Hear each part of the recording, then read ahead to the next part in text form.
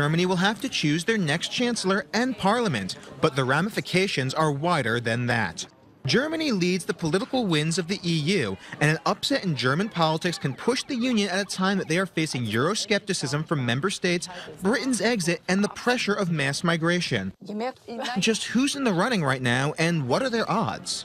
First place in the last election is Chancellor Angela Merkel's joint CDU-CSU, Germany's traditionally conservative party.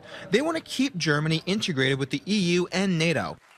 Fiscally conservative, Merkel's party wants to avoid any new debts. And after much backlash, the CDU and CSU want to cut back on mass immigration, focusing now on skilled workers. The next biggest party is the Social Democrats, led by Martin Schulz. Very much the Social Justice Party, the SPD wants to see legislation aimed at equity of outcome and closing the gender earnings divide. They want increased worker protections alongside higher income and inheritance taxes. Very much a Europhile, Schulz has previously suggested a joint Eurozone budget before being forced to backtrack.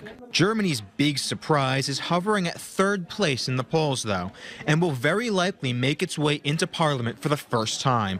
Alternative for Deutschland is the first real right wing to exist in Germany in generations. Strongly anti-migrant, AfD advocates mass deportations, at least 200,000 fewer immigrants at the end of each year than can possibly come in.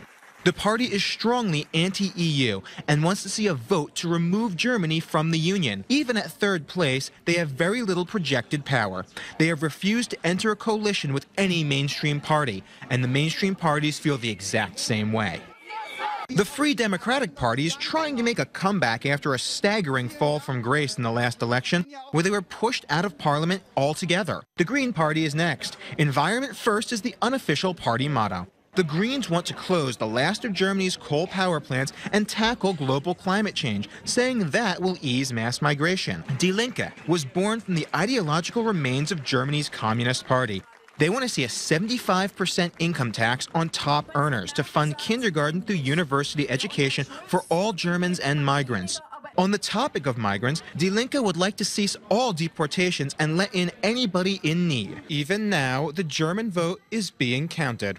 And ongoing security and migration crises might just be their main factors. But with the major parties moving closer to the center, it's very unlikely that Europe has to worry about any significant changes.